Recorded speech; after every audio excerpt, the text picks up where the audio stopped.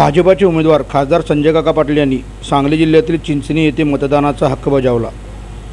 सांगली लोकसभा मतदारसंघातील भाजपाचे उमेदवार खासदार संजय काका पाटील यांनी सांगली जिल्ह्यातील चिंचणी येथे आपला मतदानाचा हक्क बजावला। भाजपाने सलग तिसऱ्या वेळेला खासदार संजय काका पाटील यांना सांगलीतून उमेदवारी दिली आहे।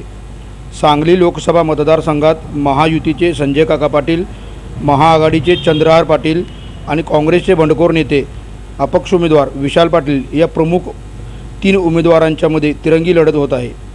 सांगलीत एकूण 20 उमेदवार निवडणुकीच्या रिंगणात आहेत।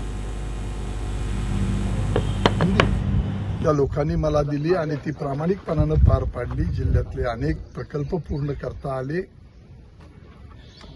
ज्यांच्या घरामध्ये 35 वर्ष 12 टर्म लोकांनी सत्ता दिली, त्यांनी काय केलं हे पाहिलं।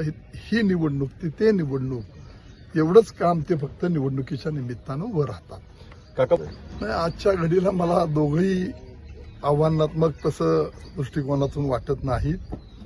निश्चितपणानं मोठा फरक पडेल आणि विजय लोकांच्या आशीर्वादानं लोकांनी इलेक्शन हातामध्ये घेतल्यामुळं यात मताधिक्य चांगलं मिळेल। विभाजन आता किती पडतंय ते एकमेकाला मतं त्यावरही बरंचसं अवलंबून आहे। फायदा होण्यापेक्षा लोक ठरवतात कुणाला मत द्यायचं, कुणाला पाडायचं हे लोक ठरवत नाही। कुणाला निवडून आणायचं, आपल्या सेवेसाठी सेवक कोण पाहिजे ते लोक ठरवतात। त्यामुळे निश्चितपणाने ते ठरवलेलं आहे।